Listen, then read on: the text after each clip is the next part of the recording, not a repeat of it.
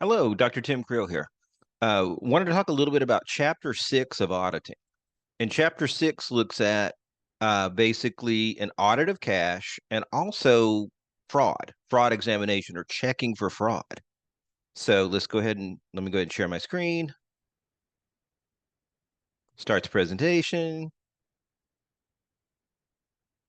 Okay, so Chapter 6. So um, one of the things that this chapter kind of starts off looking at fraud. And it starts like fraud red flags. Now, one thing I want to say up front here is that when you're an auditor, you don't you don't go in like doing a normal external audit. You don't go in with the goal of the audit being to find fraud. You look for fraud where it might be present, and you investigate areas where fraud could occur. And especially if red flags come up, you look into those red flags. But it's not there are separate audits that are fraud audits. And a lot of times when fraud is found, then someone, a fraud expert, might come in to complete that aspect of the auditor or to do a separate audit specifically on the fraud. There are forensic accountants that specifically do fraud audits and look for fraud. But a normal audit will be designed to try to find, it will be designed to look for things that could be fraud, but it's not specifically designed for fraud. That would be more of a specific fraud-based audit for forensic accountants. So you're looking for it, and if there are red flags, you investigate, but you don't design your audit specifically for fraud. If that makes sense, if that makes sense, kind of, hopefully so. So some fraud red flags.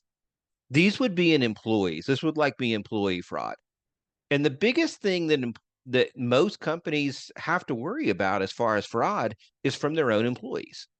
Think about it. Their own employees know the systems within the company. They find areas where they can get around the red flags. And that's one of the things, that they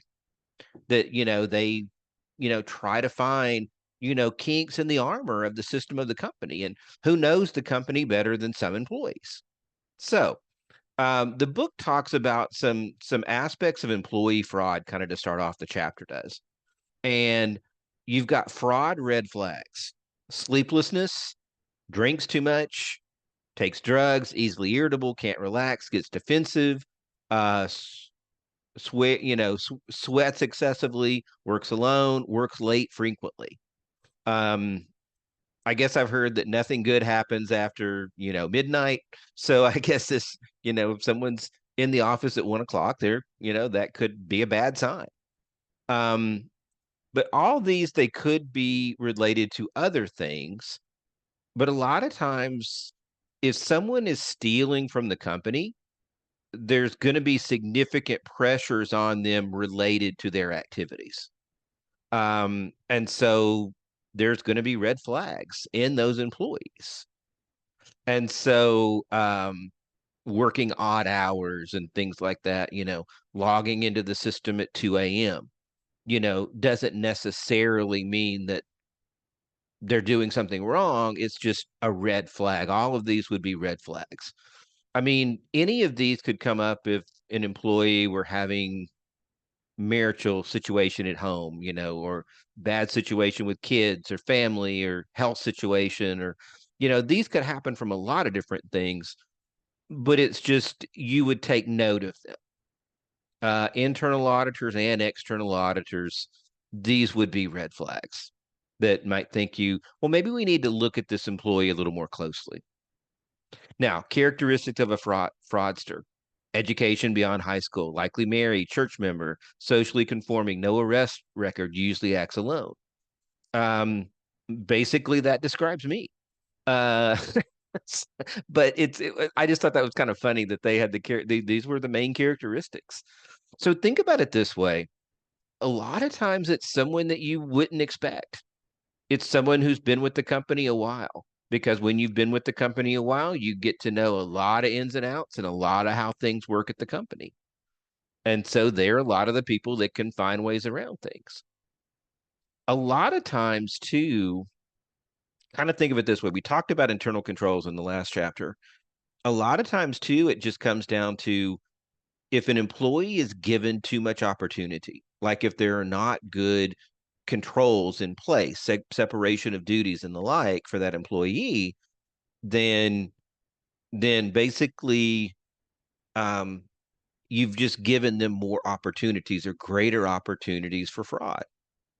And when things go wrong at home, when there's major car repairs, unlikely financial burdens hit at home, that person could look for illegal ways to take from the company to cover that. A lot of times with the thought that I'll just pay it back later, but that tends to never happen. And so I think one of the best ways you can prevent employee fraud is just have good controls in place. If you give people less opportunities or don't give them opportunities, they would not think of taking from the company when they have financial crisis at home. Now, so that's my big picture. That's kind of the big picture thinking about there. The fraud triangle: incentive, pressure, opportunity, and attitude. The fraud triangle, it is a triangle. And basically there's a point where you've got like opportunity, attitude, incentive, and pressure, and there's a point where they meet kind of in the center of that. And the area where these three combine is the area of greatest risk. This is the area of greatest risk of fraud. When you have incentive or pressure, like financial pressure from the outside, you've got an incentive to steal from the company. You have opportunity because maybe there's lax internal controls, and your attitude is, I'll take this and I'll pay it back later. You can justify what you're doing. That's the area of greatest risk for fraud. Now, internal control activities and employee monitoring. This is a big aspect of this from the company standpoint to prevent this. And these are things to look at. These would just be things that are unusual. Transactions recorded at unusual times. So think about it this way. If you're auditing a company, and one of their divisions, their bonus is based on meeting goals, and they run a lot of transactions at the last minute that put them over the top and they meet their goal. It could be realistic. It could be they found some things. It could be real, but you'd probably want to check it out because it would be unusual if they ran a number of transactions that just put them over the top and you saw this kind of period after period after period. That should be a red flag for an auditor.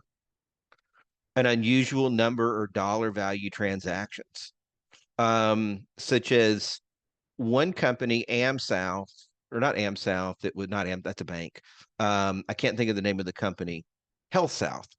They basically knew that their external auditors didn't look at anything below, I think it was $5,000.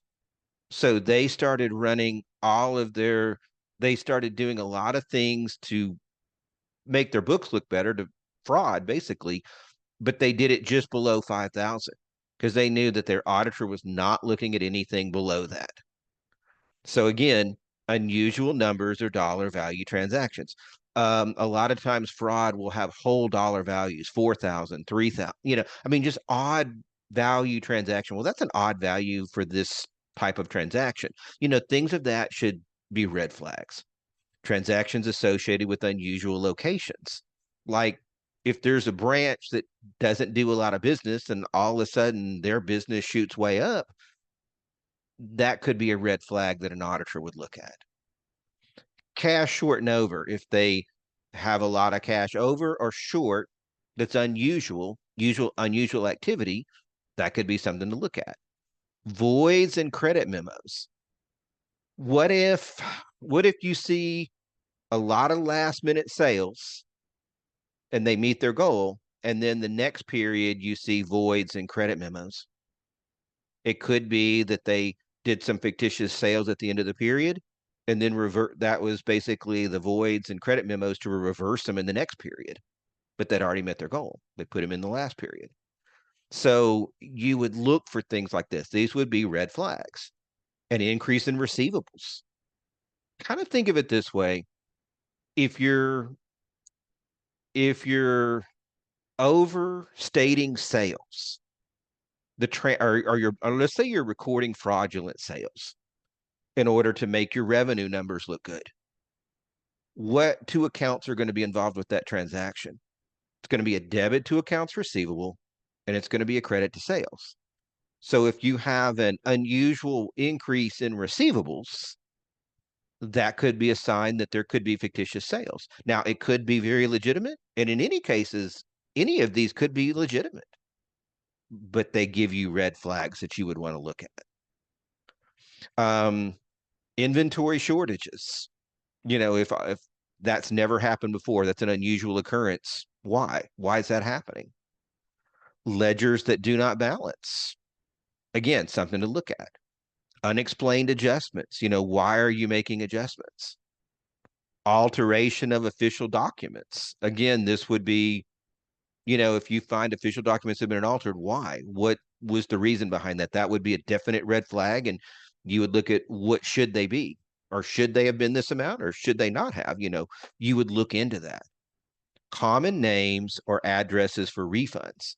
One of the big things is when it comes to like refunds, like returning inventory, you want to check the addresses of all your employees against the addresses of where the refunds are going to see if your employees are purchasing things, returning them, and then getting the refunds themselves. This again, common names, John Smith, if that's the name, that should kind of ring a bell. That's a very common name. That's might be legitimate, but you would check it out. Addresses for refunds, where are they going to? Are they going to a post office box, which would be kind of odd, or, what are, these would just be things. Are there red flags based on some of these things that you've seen within the company or unidentified employees? There's, employees that are signing off on things, but you can't find them on the employee records. It would be like, what's going on? You know, again, all these would be things that could be red flags. They could be legit, but you would probably want to investigate them further. Audit of cash, cash receipts journal, cash disbursements journal, bank reconciliation and canceled checks. Um, when you're auditing cash, these are the main areas. Your cash receipts journal would be like all your cash coming in. Cash disbursements would be all your cash being paid out. The bank reconciliation is where you take what the bank is saying you've got versus what you say you've got and finding what are the differences between the two. And canceled checks, this would be proof that payment was made. So this would be a proof that payment was made or where a payment went to. A three-step approach using audit risk model to plan the engagement. Assess risk at desired levels, assess risk of material misstatement, and determine detection risk at the significant account and assertion level based on the level of audit risk and the risk of material misstatement. So this would be how you would relate to this. And what you're going to find is this is going to be basically kind of your approach that you're going to take to different areas of the audit. Now, relevant assertions for cash: existence, valuation, presentation, and disclosure. Does cash actually, if we're saying we've got this cash, if the company's saying they've got this cash, does it actually exist? Is it of a certain value, which would mean that is it in US currency or is it in a foreign currency? Presentation, is it presented properly in the financial statements? And is all related aspects of this disclosed in the financial statements or in the notes to the financial statements? This is what the relevant assertions are, what you want to verify as an auditor in relation to cash. Does it exist? Is it properly valued? Is it properly presented? And is the related aspects of it disclosed in the notes or in the financial statements? You want to evaluate internal controls, the bank reconciliation, inspect monthly translation adjustment. Now, the bank reconciliation is big when it comes to auditing cash because the bank reconciliation, again, takes what the bank is saying you've got on the bank statement, what you saying we've got, and you look at what are the differences between them. They could be outstanding checks that you've cleared yours but have not yet cleared the bank, deposits in transit which have cleared you but not yet cleared the bank. They could be things such as non-sufficient funds that the bank has taken out of your account but you don't know about yet. There could be different things that could be differences between the two. And that's one of the things that you want to look at as an auditor. A lot of times you basically reperform or you just verify everything they tell you, everything that's on the bank reconciliation. Or like I said, sometimes you even reperform it. So that's an important thing looking at. And also from an internal control standpoint, you would want to verify who did the bank reconciliation. Was it someone that didn't have anything to do with activities that would either pay out cash or bring in cash? You don't Typically you want someone like the accounting manager or the controller to do the bank reconciliation because they're not writing checks. They're not, receiving cash payments.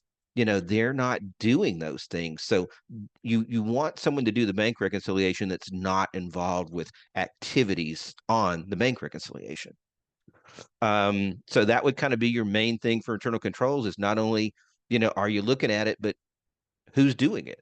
What is the process in relation to it being done? Now, control for cash receipts, companies could do a lockbox. And what I mean by that is a lockbox is whenever you have mail, whenever you're receiving like checks through the mail or payments through the mail, um, you can have them sent to banks directly, kind of as a lockbox, and it can greatly increase the time when it takes for you to put that money into your account. Like American Express used to do this back when more payments were mailed by check. And what they would do is they would have a lockbox in Atlanta for everyone in the Southeast, a lockbox in Dallas for the Southwest, LA for the West, and so Chicago for the Midwest, and New York for the East Coast. And by doing this, it would cut off mail time. It would cut the mail time by a day or two, and that money went right into their account. It wasn't going through third parties. It was just coming there and going right into their account. So lock boxes used to be used when more payments were made by check. Today, one of your better controls is just ACH. You know, get set up for auto payments and it comes right out of your account and electronically goes into the company. That's the best way to do it, really. And those are and think about it, that is the best system of controls for a company as well. So that's one of the kind of advantages to going more automated and, you know, more with just automated payments coming right out of the bank and going to vendors, going to who you owe money to, and then you receiving funds that same way as well from your customers or people that owe you money. So separation of duties. When it comes to cash receipts, probably a big one. You remember the separation of duties is you want whoever is receiving the cash, you want a different person to make the deposit. One person receives the cash, another person makes the deposit because those should not be mixed. That's a good separation of duties in relation to cash receipts. And then bonding of employees, bonding is kind of an insurance. You can actually bond employees that deal with a lot of cash because if they were to steal from the company, then the company would turn it in for insurance and the company that bonded the employees would then pay the company for their losses. So sometimes companies that have employees that deal with significant amounts of cash will bond those employees because it does save them. It helps them. It saves them money because if something, it's kind of an insurance policy. So if something goes wrong, the company will get paid back for whatever that employee stole or whatever that employee took. Control activities for cash disbursements. custody of blank checks, and this would be like physical controls. You want to check the authorization and recording. You would debit to accounts payable and credit to cash. That would basically be what the majority of your payments would be. Separation of duties. Someone with access to check writing should not complete the bank reconciliation. So someone without access to check writing should complete the bank reconciliation. Again, good separation of duties there. I kind of talked about that a moment ago. And timely bank reconciliations, doing them, you know, within a certain amount of time, monthly, doing them every month within a few days of the following month. Now, one thing I did want to mention here is when you're writing checks, when you're paying bills by check, you want to make sure they're properly authorized as the auditor. And typically what you'll do as the auditor is there should be, like, let's say inventory, for example. A company gets in inventory. There should be a receiving report. There should be some type of authorization that the company used to order it. And then there should be, of course, a receiving report. And then there should be an invoice from the vendor. And all those should be backup behind the check. And all of this should be, and then basically you can check that the proper person authorized payments and the proper person signed the checks. And that's another way to authorize the payment would be to sign the check. So again, you should have records, and that would kind of back up your authorization. Has someone that can authorize the payment authorize the payment? Now, substantive test, there would be two types: analytical procedures and test of details and balance. Now, analytical procedures would be more like looking at how much has cash increased from the year before. How much has it increased from period to period? And if you see significant changes from period to period, you might want to investigate. That's kind of where analytical procedures would go here. Now, a test of details and balances would include confirmation of balances with banks and bank reconciliations. So you would look at bank reconciliations as an auditor, and you would also confirm balances with the banks. You basically, what happens is, with a confirmation, the employee, the company that you're auditing will fill out a form, and they'll give written authorization to the bank to share the balance at a certain date with the auditor. The auditor will then take that, will send it electronically, typically to the bank. The bank will reply back electronically to verify the balance. And then it's an outside confirmation. One of the strongest forms of evidence for an auditor is outside confirmations, because you're verifying client information by someone on the outside that's independent of the company. So you want to verify bank balances. You would want to verify balances of investment accounts with that investment bank. You want to verify amounts that the company is saying that are accounts receivable with who owes the company money. You want to verify, and you'll end up doing some confirmations of some of these for verification. And again, a bank reconciliation, a great way to verify what the company's saying as far as cash is, again, what is the bank saying? That's an independent party. Remember that when it comes to evidence as an auditor, evidence is of a higher level when it comes from outside the company, when it comes from an external party, than inside the company. So that's one of the reasons that confirmations, bank reconciliations are a pretty high level of evidence. Now, you would compare the bank balance versus the book balance.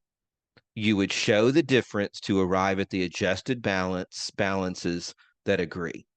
So think about it this way. You're going to start off with, what is the bank saying we've got? What do we say we have? Like at the end of, like, what does the company say they have at the end of the month? And then what are the differences in each? So like on the bank side, you would list whatever the book side has or the company has that you don't. And on the company side, what does the bank balance have that we don't? And you would list those as either pluses or minuses. And you want to show the differences to arrive at the adjusted balance. The adjusted bank balance and the adjusted book balance should agree. So you start with whatever each of them are saying. what are the differences, and then you have the adjusted balances that should agree. Auditor will examine the bank reconciliation as prepared by the company. The auditor may also get a bank cutoff statement to see when items on the bank reconciliation clear the bank.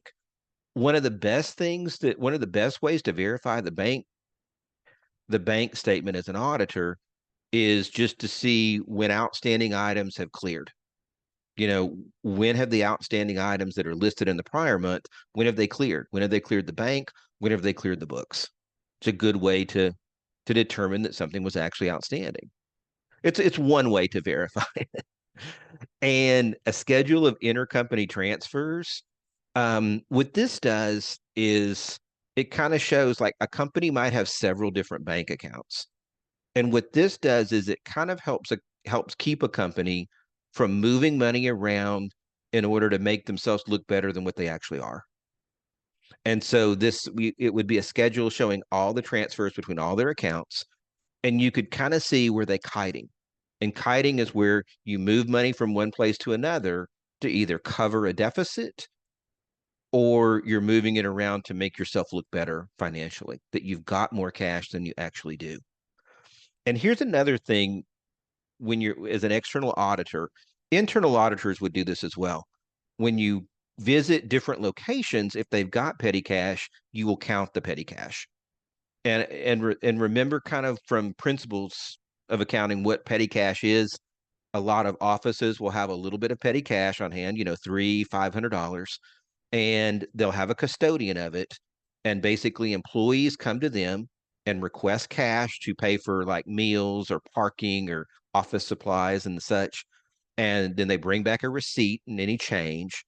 And so at any time, the slips that the employees have filled out plus the cash that's in there should equal the total cash that the drawer is set up for.